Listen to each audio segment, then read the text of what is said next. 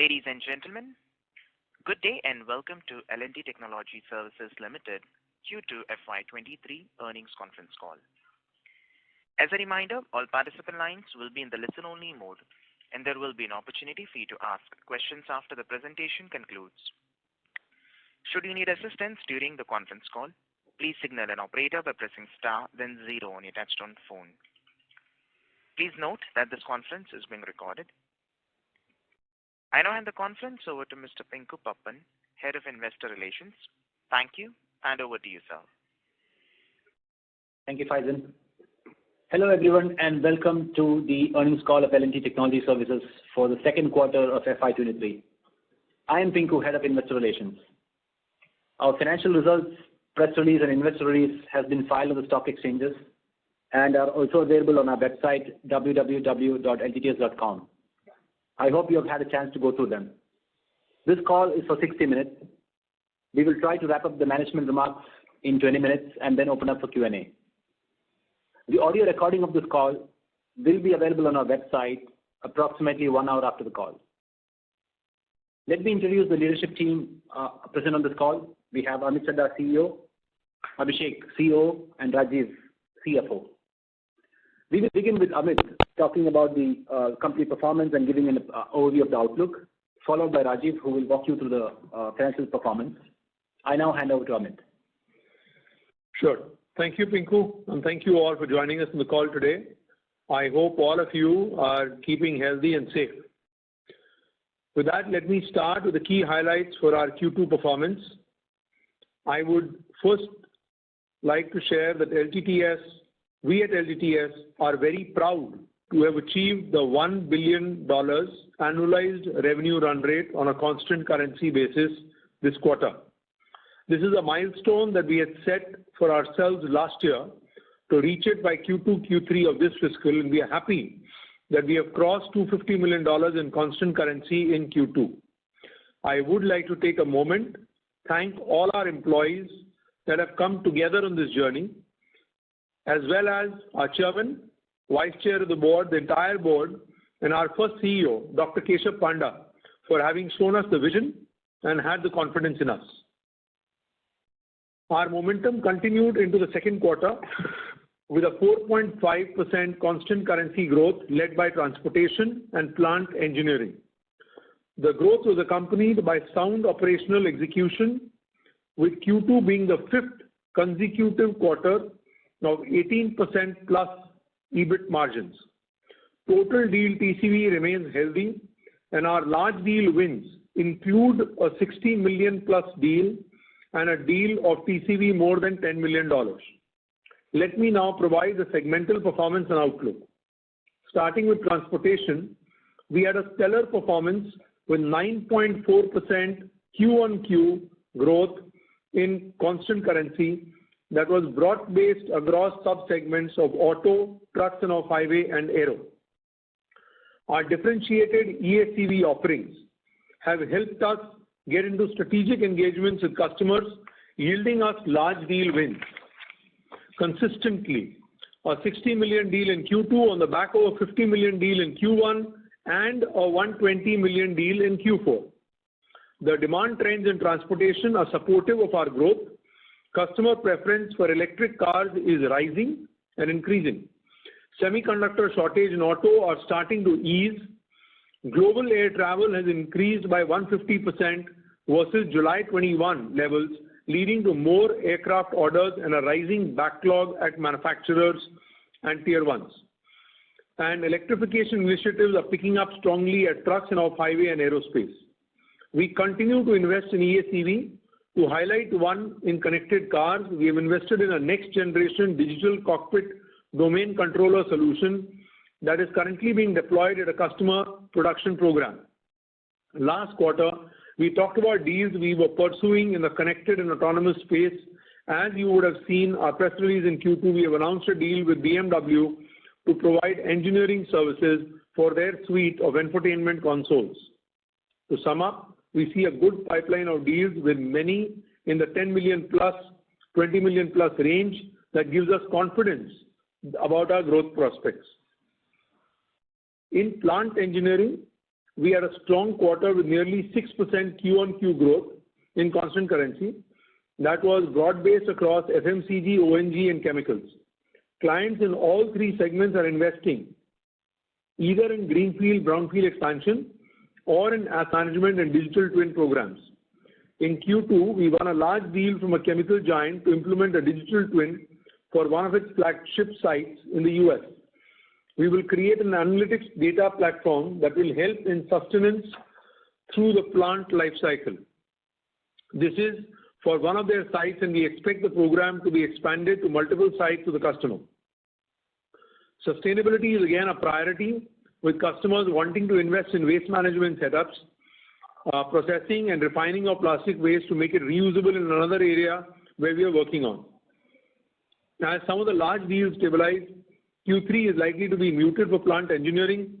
The deal pipeline in the US and Europe continues to be healthy. That will drive growth for us in Q4 and beyond. Moving on to industrial products, we had a healthy growth of 3.5 Q-on-Q CC, which was led by electrical machinery and power and utilities. There is strong demand for digital manufacturing programs as customers see immediate and certain ROI. We have developed connected factory solutions that help customers implement digital factory and enable factory automation. In digital and next-gen product development, we won a deal to help a global lighting manufacturer revamp and re-engineer their suite of products. Across our industrial customers, we are seeing an increasing number of sustainability-led conversations about clean energy and carbon footprint reduction, and we are building solutions to capture these spends. We do believe that an energy transition is in progress. Our homegrown solution, Energy and Sustainability Manager, has been awarded the Frost & Sullivan Product Leadership Award in Energy Optimization and Sustainability Management. The US government recently announced a $7 billion funding for clean hydrogen as it aims to decarbonize energy-intensive industries. This is leading to many of our customers starting programs on clean energy transition. We have created solutions around battery storage, hybridization, energy management that will allow us to participate in early-stage conversations. Overall, for industrial products, we see growth continuing to be driven by digital products and manufacturing, sustainability, and value engineering. In telecom and high-tech, on constant currency terms, we had a flat quarter as the growth in semicon and telecom was offset by weakness in consumer electronics, equipment, and high-tech side. In semiconductor, demand trends are positive as customers look to scale up offshore labs that will help in better speed to market for their new technology chips. We recently signed a partnership with Qualcomm, where we will leverage our chip-to-cloud expertise to develop and deploy solutions for the global 5G private network industry. These solutions are aimed at accelerating digital transformation for the smart manufacturing industry and ties in with our digital manufacturing big bet. On the media side, we are seeing large deal possibilities with vendor consolidation and cost optimization being the key drivers. As I highlighted last quarter, there is softness in the high-tech space, with companies being cautious in spends. However, we are optimistic about some of the recent large technology companies that we have started engagements with. Overall, we expect the pace in telecom high-tech to pick up as 5G and media deals in the pipeline close. Our play in this segment is very broad, which gives us the ability to target different areas of growth. Finally, in medical, we had a soft quarter as customers recalibrated spends on account of inflation and supply chain issues. Quora, remediation, our digital health platforms are seeing spends continue. Our investments in software-based diagnostic devices are expected to yield us better traction in the coming quarters. The large deal traction and pipeline is looking up. In Q2, we won a large deal from a global healthcare provider in Quora, product remediation, and to build a data engineering platform to accelerate productivity and reduce training costs. We see growth in medical in Q3 post the recalibration of spends at our customers. Now, a few highlights on our digital engineering and technology progress. On the innovation front, our engineers continue to innovate and file 25 patents for LTTS in Q2. We have been able to maintain this pace of about 25 patents per quarter for a few quarters in a row. I would like to call out that Everest has rated LTTS as a leader in connected medical services and in Industry 4.0. Let me now discuss the outlook. Across our 6 bets, we see customer investments continuing unabated. I am very confident that the solutions that we have developed across our 6 bets, which are helping us win deals. I talked about the domain controller in ESEV, the digital thread in digital manufacturing, the energy sustainability manager in sustainability. Like we highlighted last quarter, there is caution at customers when it comes to newer business lines where the line of sight for revenue and profitability are stretched. The focus on immediate ROI is therefore creating cost and value-led deal opportunities across segments, in addition to the speed to market opportunities where digital is the key driver. We expect Q3 to have the seasonal furloughs and plant shutdowns. However, growth should rebound in Q4. Our FY23 USD revenue guidance is now narrowed to 15.5 to 16.5 in constant currency. With that, let me end by wishing you all very good health, a very happy Diwali in advance, and I would like to hand over to Rajiv now. Thank you. Thanks, Amit. Greetings to all of you. I'm pleased to share our Q2 FY23 performance. It has been another quarter of good results with revenue growth and operational execution. Let me take you through Q2 FY23 financials, starting with the P&L. Our revenue for the quarter was 1,995 crores, a growth of 6.5% on sequential basis. Our double-digit year-on-year growth trajectory continues, with Q2 revenue up 24.1% on Y-on-Y basis. Glad to share that despite the headwinds, we have been able to maintain EBIT margin at 18.2% in line with our aspirations. And this has been the 5th consecutive quarter of 18% plus EBIT levels. During the quarter, we had higher employee benefit costs on account of wage hikes, which were largely absorbed by better employee productivity, SGA leverage, cost optimization measures, and rupee depreciation. Moving to below EBIT, other income came at 26 crores, slightly lower on sequential basis due to relatively lower foreign exchange gains compared to previous quarter. Effective tax rate for Q2 was 27.2%, closer to our target range of 26.5% to 27%. Net income for the quarter stood at 282 crores, which was 14.2% of revenue, up 3% on sequential basis, driven primarily by revenue growth. Moving to balance sheet, let me highlight the key line items. Q2 DSO improved to 78 days versus 80 days in Q1. Q2 unbilled days improved to 18 days versus 22 days compared to in Q1, resulting in combined DSO including unbilled of 96 days, which is an improvement of 6 days compared to Q1 and just shy of our target range of less than 95 days. Let me now talk about cash flows. Our year-to-date free cash flows was 452 crores, which is 81% of net income. Our cash and investments rose to 2,436 crores by end of Q2 FY23. I am glad to share that the board has approved an interim dividend of rupees 15 per share.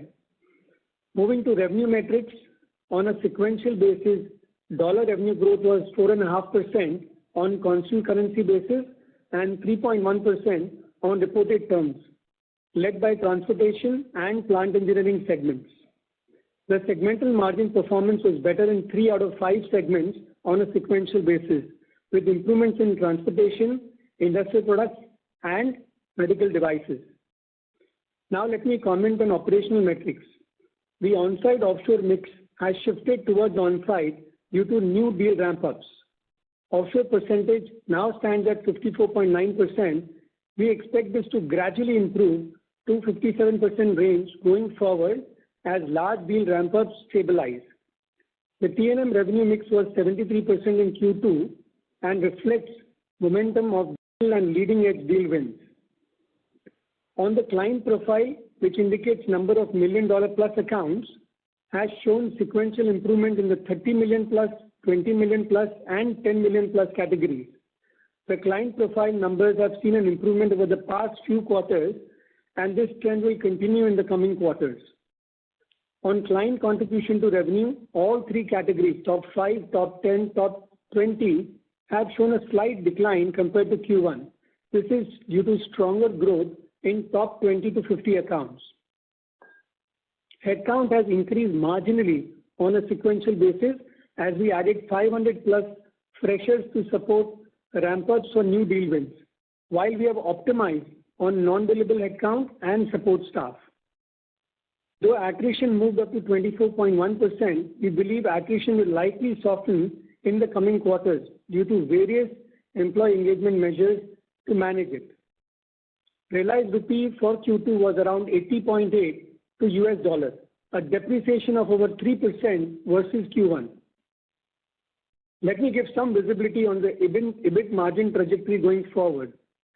We are watchful of the headwinds from the current economic environment, and like in the past few quarters, we'll continue to balance headwinds with opportunities on revenue growth, quality of revenues, and operational efficiencies. Summing up, we remain cautiously optimistic, and our aspiration is to remain in the 18% EBIT trajectory in the medium term.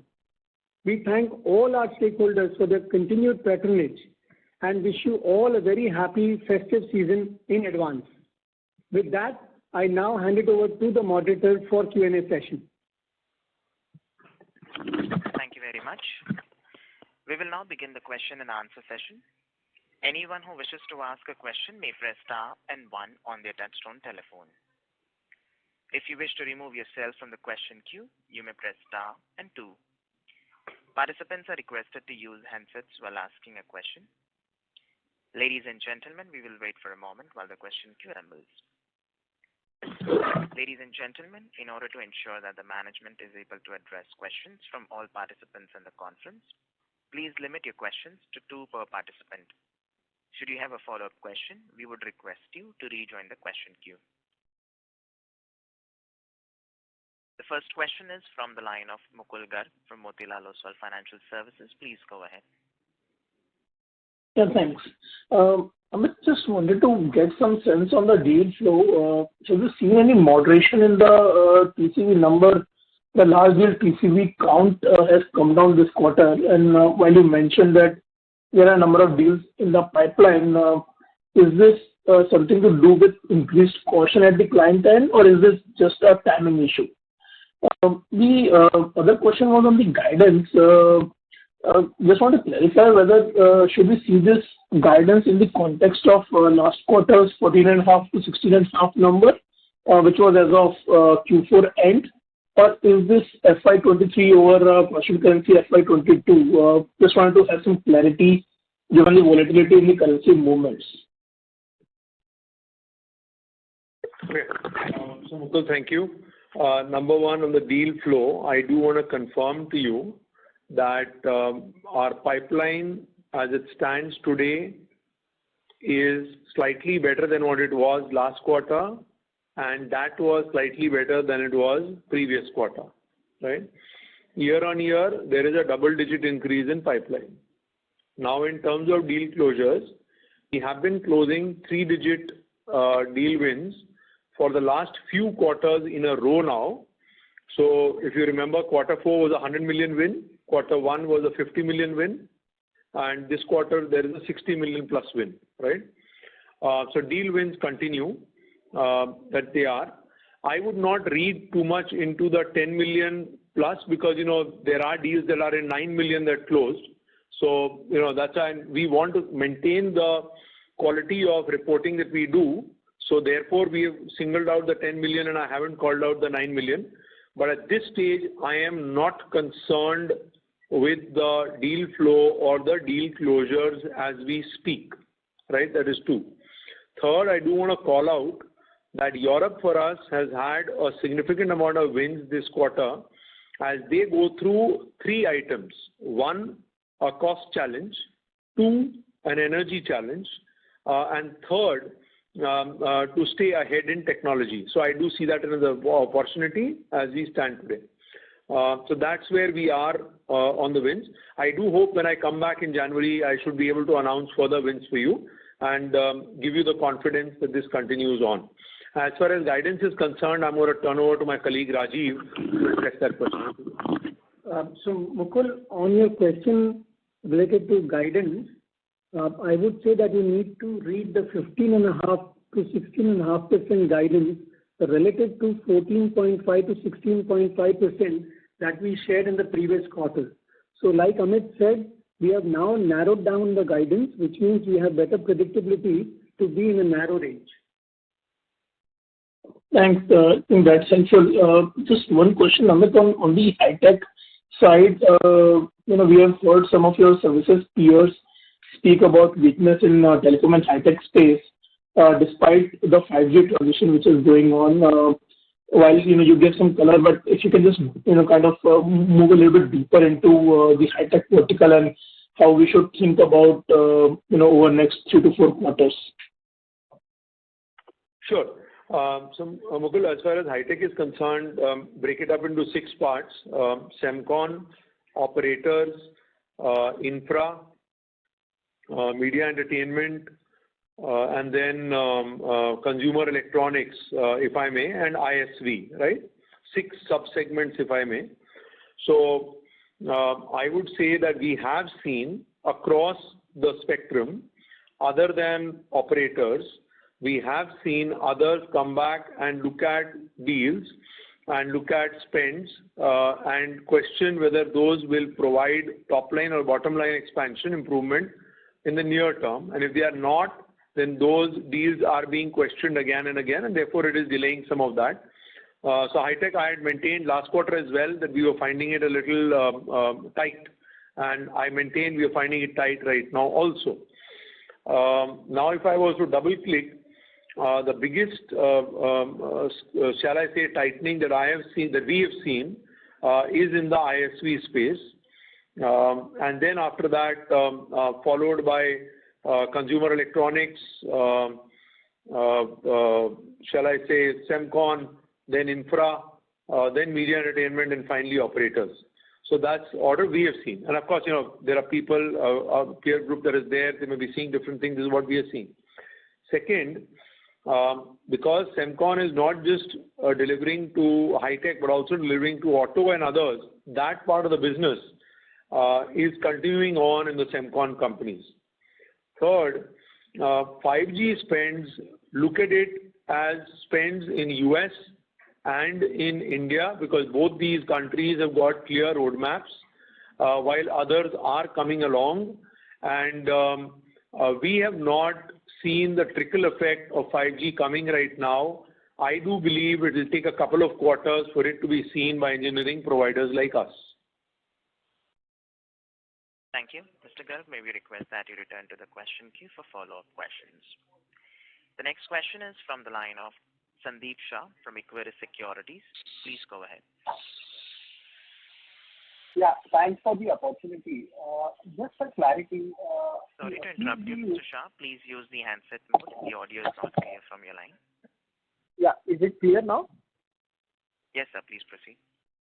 Yeah, just to achieve the guidance of 15.5 to 16.5% in constant currency terms, just wanted to clarify the ask rate which I am getting is 0.6% to 1.7% Q on Q in the next 2 quarters in constant currency to achieve the revised guidance. So the question is whether this calculation is correct. And second, if it is correct, it shows a slowdown. So it's largely factors furloughs or some client-specific issues because of the deteriorating macro as well. Because the first half, the Q-on-Q growth has been in the range of 4.5 to 4.7% Q-on-Q in CC terms.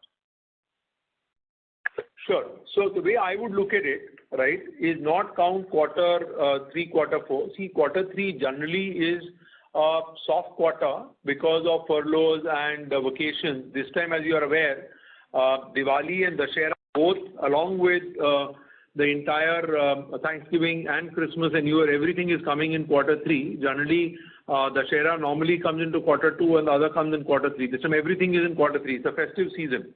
So this will be a little muted. while we expect quarter four to be back at our standard growth rates. So we have factored in all that. But having said that, we've always been very, we want to be able to deliver to you what we commit. So as things change, we will update you again. So just wanted to clarify, is there a higher than abnormal furloughs being factored into, or as of now, clients are not indicating the same? And whether my calculation on a ask rate to achieve the guidance is correct, 0.6 to 1.7? No, I'm not going to comment on that 0.6, 0.8. I want to be able to think bigger and better rather than think that, so I won't. But as far as furloughs are concerned, there are some clients that have planned for it. There are others that are talking about it. So we are a little cognizant of all that.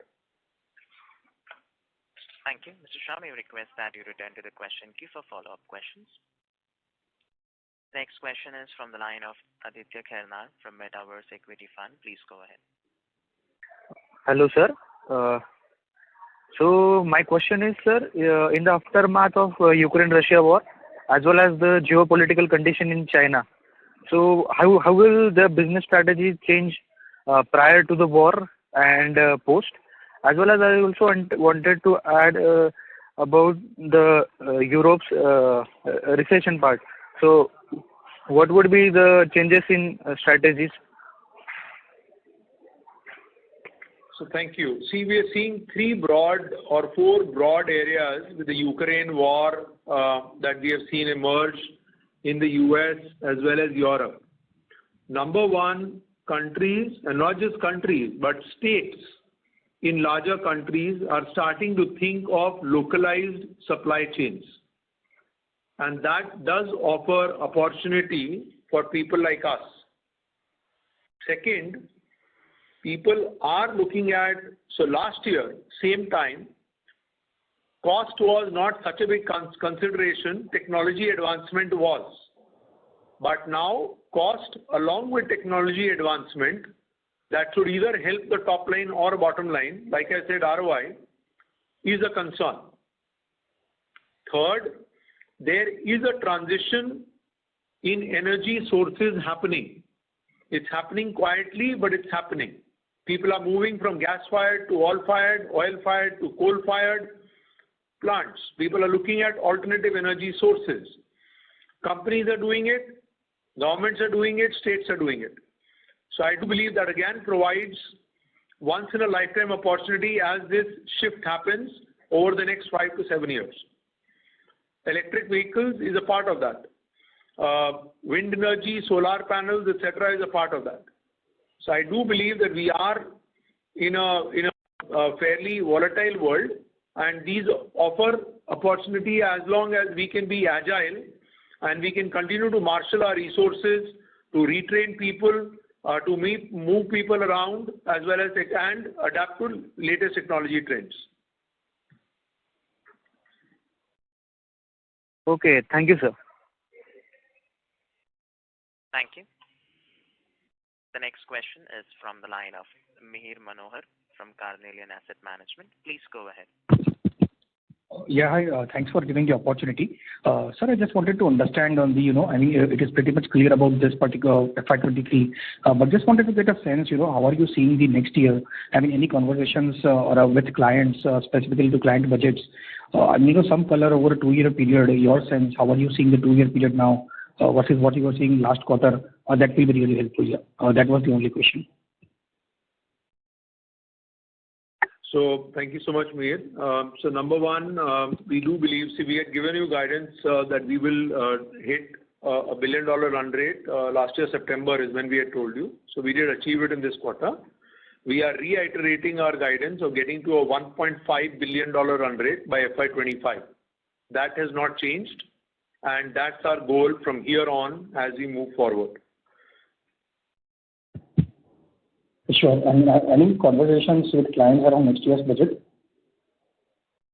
Yeah, we continue to talk to clients, converse. In fact, this is a time when we sit down and we do workshops with some of our larger clients and strategic clients.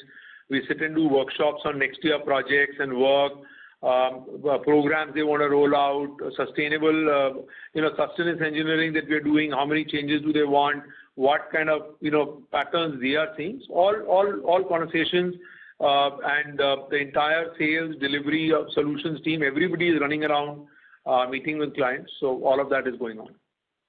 Sure. Just lastly on this, any quantitative understanding of the budget would be really helpful. Yeah. See, the bets that we had taken. So one thing we did, and I didn't put it in my comments, I wanted to share it because you are our community, you are our stakeholders.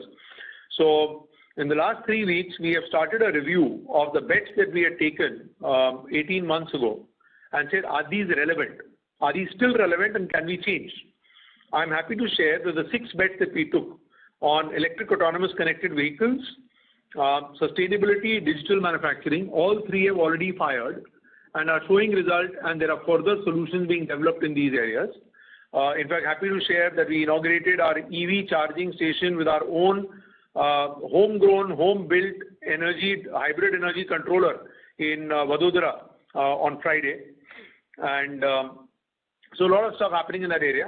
We do believe that 5G and MedTech are areas that we will have to further strengthen and take it forward as we move along. So we do believe that we have the relevant bets for engineering and technology services to take forward.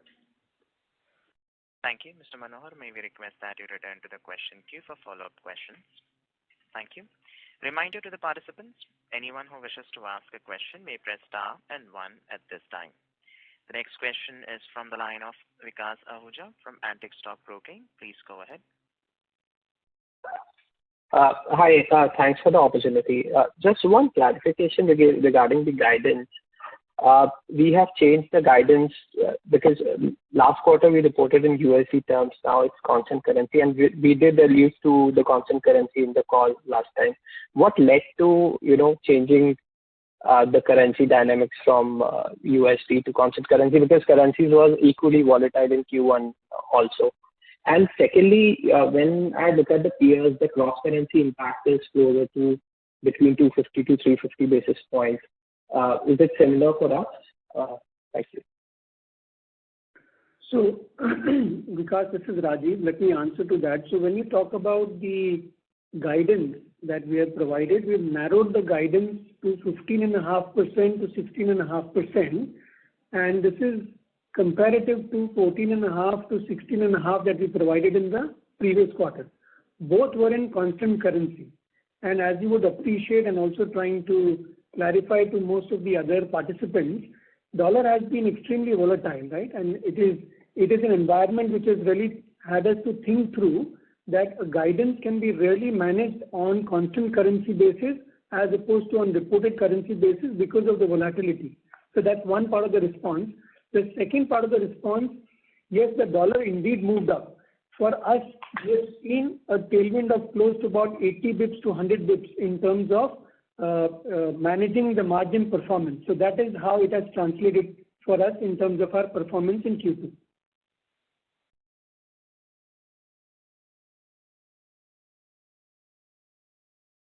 So, thank you. Thank you. The next question is from the line of Pratap Maliwal from Mount Intra Finance. Please go ahead. Hello, am I audible, please? Yes, sir, you're audible. Yeah, thank you. Thanks for taking my question. So I just had a question around the transport segment in particular. So as we see in the transport segment, particularly in the auto space, a lot of the strategic programs are kept in mind with the next few years kept in mind when it comes to programs around connected mobility, autonomous, shared mobility. So as you said, with the quick ROI demand coming through from clients, so is there any possible change in the multi-year deals and the deal sizes going ahead? How would this trend actually play out in this sector, which is supposed to be showing strong tailwinds? Just had a question around that. Thank you.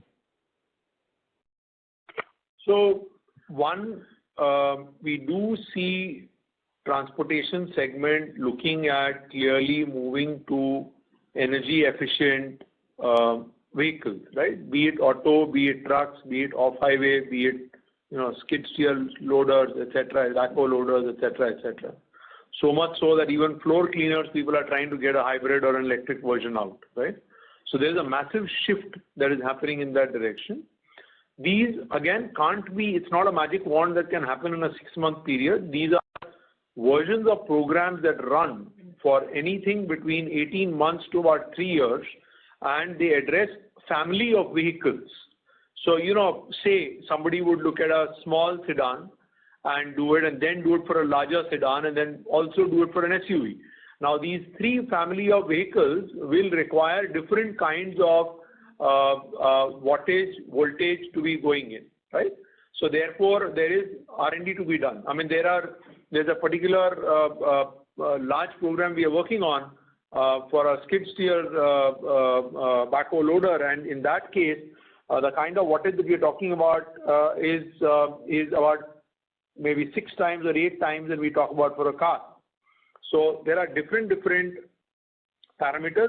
So long story short, these are not start-stop programs. These are programs that run over a period of time, and therefore they provide repeatability of revenue, predictability of revenue, and constant potential growth opportunities for us.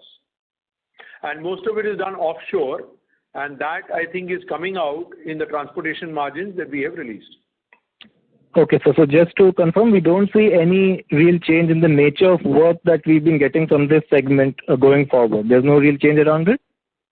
The kind of work we were doing 24 months ago to what we are doing today is different, and for the next 24 months at least, I can confirm to you we see the same. Like I said, we will again do an analysis of our bets in about another 18 months and see if those are relevant, or should we change them or modify them. So at that point of time, maybe there's something new that comes up that will allow us to change. But for the next 18-24 months, I believe same kind of work will continue. Okay, thank you, sir. That's it from my side. Thank you so much. Thank you. The next question is from the line of Bhavik Mehta from JP Morgan. Please go ahead. Yeah, thanks for the opportunity. So I have 2 questions. Firstly, to Amit. Amit, you talked about the client cautiousness on spend. So is it broad-based across your verticals, or are some verticals better placed than others when it comes to decision making? And secondly, to Rajiv, how should we look at the margin trajectory for the second half, given the fact that the biggest headwind of wage hikes is behind you now? So what are the incremental headwinds and tailwinds you see for the second half of FY23? Thanks. Okay, so Bhavik, I don't think the caution. See, but again, step back. In terms of every time there's a negative commentary, you think, right? Are you headed in the right direction? That's the reality. But having said that, see, transportation, the tailwind in electrification and the tailwind in autonomous connected is something that is that's a measurable tailwind. One. Second, for industrial and process, digital manufacturing and energy, can I call it, rather than sustainability, I'll call it energy conversion or right, alternative energy, etc. are valid things that are again tailwinds that are required that are going forward, and they again go back to basic laws of human nature. Number of workers are less. They need stuff to be automated and digital. The energy costs are high. They need to find alternative sources to keep the raw material costs down and your input costs down. So all that put together, these are 3 clear tailwinds that we see. Having said that, high tech, there is a tightness that we see measurably across high tech, and even in medical on new product development, unless it is something that is related to more healthcare compliant, FDA compliant, etc., we are seeing a little bit of a question being raised. Because again, I want to give a little bit of color here. See, if we look at doctors, once they come out of college and they've learnt on a certain set of devices, because of the amount of regulation it goes in to recertify a device, it takes time for new devices to come out and stuff to happen. I mean, I'm happy to have a longer conversation on this with you. But therefore, we see a little bit conservatism in medical always, and then of course high tech. So that's where we are. I'll take the second question in terms of the margin trajectory. So I will weigh in a few things over here, right? So if I look at really the plus and the minus factors, in terms of plus factors, clearly growth in revenues, better quality of revenues. In fact, when I touch upon better quality of revenues, there are sub-aspects to that, right? One, if you look at the growth that we've seen across segments, there have been 3 segments where margins have improved. So we are indeed seeing growth come in segments that are having better profitability. And that's essentially helping us out and aiding in terms of the margin performance. The third aspect is also on the scale benefits. Now, if you look at in terms of G&A costs, we've kept it almost flat. That's kind of played out well for us. We believe going forward as well, we'll be able to see scale benefits coming in. In terms of factors or other headwinds, the current economic environment, rather one more aspect that I will add in terms of the positive, which is around the rupee depreciation. That's been, of course, a tailwind in the current situation. Now, talking about some of the adverse factors, the current economic environment is such that, like I said, we will be watchful and we will try to balance out some of the positives and the negatives. So one that we will try to tread cautiously over the next few quarters until we see the environment stabilize. Attrition, we believe that we've reached a peak. Going forward, it should normalize. And in that sense, yes, it is going to be a positive factor because it will take off the load in terms of hiring, rehiring, and of course, the in and out in terms of the salary factors. So that should be a positive as well. And like you said, of course, Q2 had the maximum impact in terms of wage hikes. We believe there may be some intermittent wage hikes, but that's something that we should be able to counterbalance. So of course, these are all the factors that we feel we should be able to balance out while maintaining the EBIT trajectory in the medium term for an aspiration of 18% levels. Okay, got it. That's very helpful. Thanks a lot.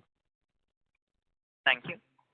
The next question is from the line of Akshay Ramnani from Axis Capital. Please go ahead. Hi, Amit. So wanted to check on the guidance which you shared of the achieving the 1.5 billion run rate by FY25. So we are at $1 billion run rate currently, and the difference to achieve that is about 50% over a 2-year period. And when the demand environment, or to say there is some caution in the environment from client side, what gives you this visibility over the next 2.5 years, still maintaining that aspiration of achieving that number?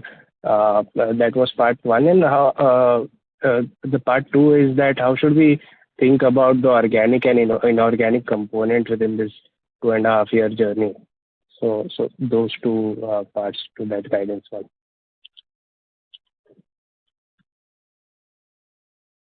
Okay. So here is how I would see it, right? Our $1.5 billion includes 3 things that we have factored in this. A is we expect at some point, I admitted to you, that about 3.5 bets out of the 6 bets are firing. We expect the remaining 2.5 to fire as well. And for a period of time, we expect that all 6 bets will fire. We have done a modulation based on that. And then, of course, maybe one of them will fall off and et cetera, et cetera. But there will be a period of time between now and the next, by FY25, that all 6 bets will fire. A. B, we are considering some amount of large deals that we will be able to execute. So our large deal engine continues to fire and very active. And you have seen that, expect to continue that. C, there is a little bit of inorganic built into it. So that's the third part that we expect will happen. So that is what is the build out that we have done for the $1.5 billion.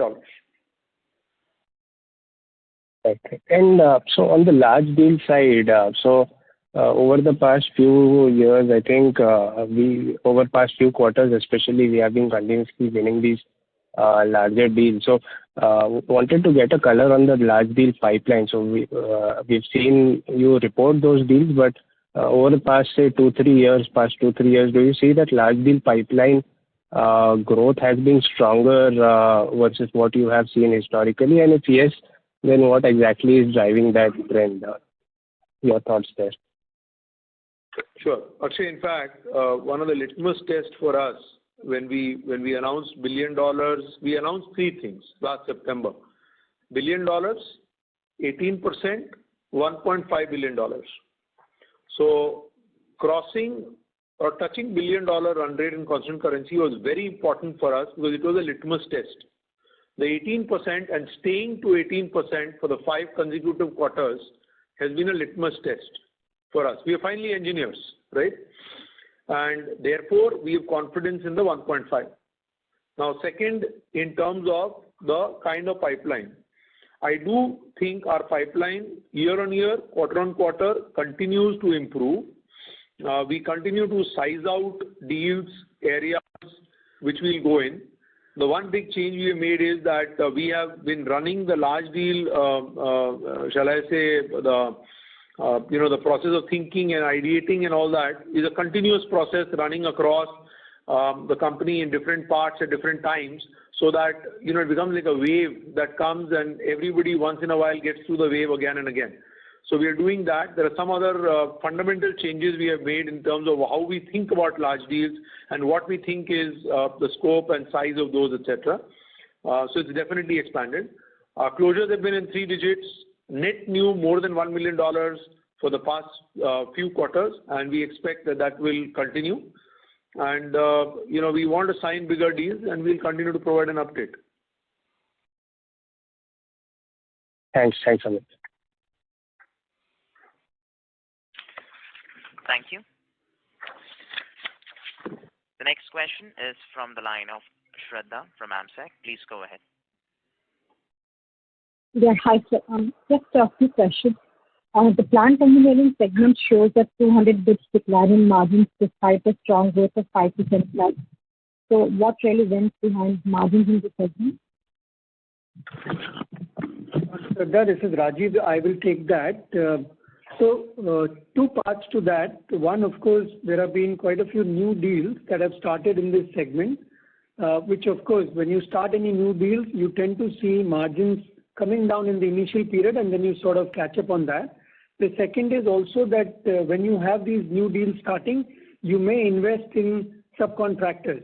So those are the 2 key reasons why we've seen margins slightly come down in plant engineering, but we believe that we should be able to improve as quarters go by. Okay, sure. Thanks. And second question, Rajiv, is you did mention that SG&A was flat on a Q-on-Q basis, but when I see SG&A as a percentage of revenue, it is at a 6-quarter low number. And despite increase in travel and other expenses that we are seeing for other companies, our SG&A expenses have been just flattish. So what is going in SG&A, and how do we see that trajectory going ahead? So, Shraddha, 2-3 points on that one. One, when I say flat, it is flat in absolute terms, right, which is leading to a percentage reduction to revenue.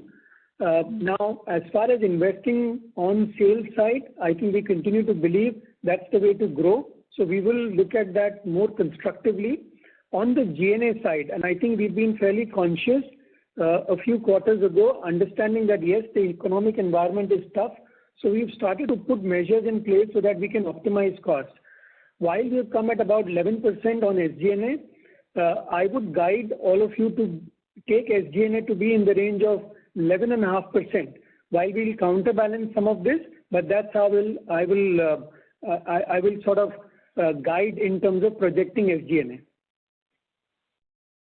Right. And the rationalization of the SG&A staff that we've seen, is it more to do with the G&A team, or you've seen some rationalization in the sales people as well? It's more to do with the G&A team. Right. That's helpful. Thanks, Rajiv. Thank you.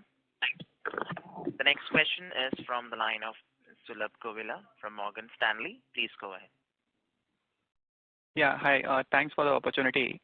The couple of questions from my side. One to begin with, Amit, I just wanted to compare the macro comments related to the last quarter. So would you say that the dynamics have been similar to what we saw last quarter, or has there been a change? Because the two verticals we mentioned remain same, but just wanted to understand the intensity of caution within that. So Sulabh, what we saw last quarter is what we are seeing now. There is no deterioration, there is no improvement. It's basically the same. Sure, understood. And second is to Rajiv. Rajiv, you mentioned the puts and takes for the margins this quarter. So would it be possible for you to quantify those puts and takes, the margin walk for the quarter? We would not be able to do that, but if you want to pick an offline conversation to get any clarity, feel free to touch base with Pinku so that you can have a more elaborate conversation on this. Sure. I'll touch base. Thank you. Thank you. The next question is from the line of Abhishek from InCred Capital. Please go ahead. Hi, sir. Thanks for the opportunity and congrats on a good execution. Just one question from a demand perspective.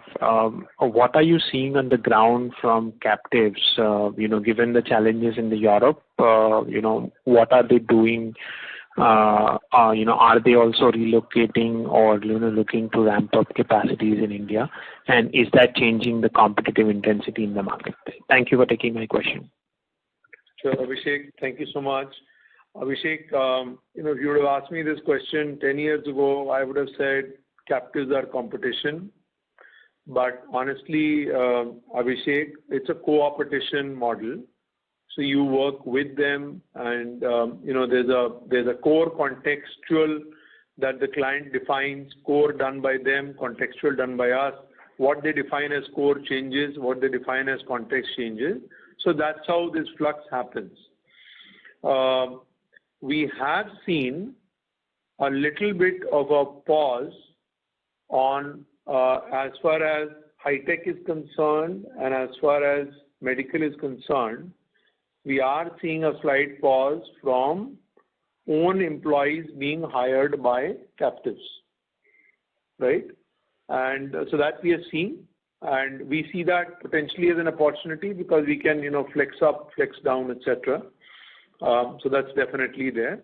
As far as auto is concerned, which has got, or transportation has got huge captives here, they continue to expand as we see it. And so does parts of industrial. Plant doesn't normally have a lot of captives here, but yeah, we see that. See, the good part, another thing I wanted to point out, Abhishek, again, 10 years ago, captives would mean China, captives would mean India, it would mean Eastern Europe and Latin America. Today, China is off the table. So it's basically between India, part of Eastern Europe, because part is, as you are aware, offline, and part of it in Latin America. So we believe that we are well positioned from that standpoint. Great. That answers my question. Thank you. Thank you. The next question is from the line of Arvind Chetty from Max Life Insurance. Go ahead. Yeah, hi. Thanks for taking this question. This is more on the headcount on the sales and support side. So while our aspiration for FY25 is about $1.5 billion run rate, which essentially means a 4 to 4.5% compounded growth from now. With that aspiration and near-term expectation of large steel engine firing, our sales support has gone down by about 5% on a QOQ basis. So is that more of an aberration or no, it's more indicative of near-term trend? So look at enabling functions, sales support as a slab structure, right? You need a certain set to make a certain number, and then you have a range, and then you again, you continue to do that. So I would not be worried. I mean, $1.5 billion is FY25. We are right now in FY23, so there are 2 years to go. So we will see that. We are mindful of it, is all I would say at this stage. I would not worry about it. And I would not take it as a lead indicator or anything like that. Yeah. So just to follow up on that, how do we look at this number going forward? We don't give guidance on sales support numbers going forward. Of course, our sales head wants more. Others also want more. We'll see. Got it. Thanks. Thank you. The next question is from the line of Karan Uppal from Phillip Capital. Please go ahead. Yeah, thanks for the opportunity. So, Amit, two questions from my side. So, in the auto segment, within EV, ADAS, connected and infotainment, which of these sub-segments are having the maximum contribution to your deal wins? And is the demand equally strong in European OEMs and US OEMs? And how is the pipeline looking? And second question is on just to follow up on the hiring part. So, net addition has been soft in Q2. So, what's the outlook for FY23? So I would request Abhishek, our Chief Operating Officer, to answer the first question on how does he see auto, which subsegment and which region. Abhi? Sure. So if you look at these three segments, clearly, at least at this point, electric is where we are seeing the highest traction, followed by connected and then autonomous. And as far as the region is concerned, both US, Europe traction is equally strong for us at this point, and also both automotive and tier ones. No, I mean OEMs and tier ones in the automotive space. We're also, of course, seeing traction interestingly, on EV connected side on the trucks and off-highway segment as well, which also is starting to pick up. The second was on Europe or US, so that's both, right? Okay, we answered that. Good. Can you repeat your second question, Tarang? Yeah, just on the net addition side. So Q2 net addition has been a bit soft. So just wanted to check what is the hiring outlook for FY23. The net adds, we knew, I think Amit and even Rajiv mentioned that earlier, this was tight quarter for us, given that this was the quarter when we gave increments. So we had to be very cautious on how we ran operations this quarter. Having said that, we have continued to hire freshers in this quarter also, and we will continue in the coming quarters as well. From a people perspective, we had enough and more people to deliver for the quarter, and we have reasonably good plans for the coming quarters as well. So please don't read too much into the headcount front, because it was a move that we had to do this quarter from an operations perspective. Thank you. The next question is from the line of Sameer Dosani from ICICI Prudential AMC. Please go ahead. Yeah, thanks for the opportunity. I just want to understand how is the utilization moved in last 2 or 3 quarters. I mean, and this is also in the context of headcount addition. Do we have enough room for increasing our utilization from that at this point of time, or we'll have to hire more? So this is Rajiv. I'll take part of the question, and I will also request my colleague Abhi to add to it. So like we've said in the previous quarters, we have stopped reporting utilization because, of course, there are areas of revenue that are not directly linked with utilization. But I can certainly give you directionally, the utilization has been improving, right? And that's part of what Abhi mentioned earlier, that we've looked at Q2 revenue and we've tried to optimize on parameters that could eventually help us in terms of delivering the quarter. I will also request Abhi to add on to this, please. Yeah, I think the same point, utilization definitely has improved for us this quarter without picking on any specific numbers. Broad-based, if I may, our goal is to operate between the 78 to 82% levels. That is the range that we are comfortable with. Anything above 82%, because we are an engineering company, is a red flag, and below 78 also is a red flag. But the reason more than 82 is a red flag is because we want to continue to invest in R&D and engineering work for our customers and for our people. So that's the range we play in. Thank you. Ladies and gentlemen, that was the last question for today. I would now like to hand the conference over to Mr. Pinku Pappan for closing comments. Thank you, and over to you, sir. Thank you everyone for joining us on this call today. It was a pleasure interacting with you, and we look forward to more such interactions during the course of the quarter. From all of us at LTTS, it's a goodbye and wish you a very happy festive season for the coming days. Thank you. Bye-bye. Thank you. Ladies and gentlemen, on behalf of L&T Technology Services Limited, that concludes this conference call. Thank you for joining us, and you may now disconnect your line.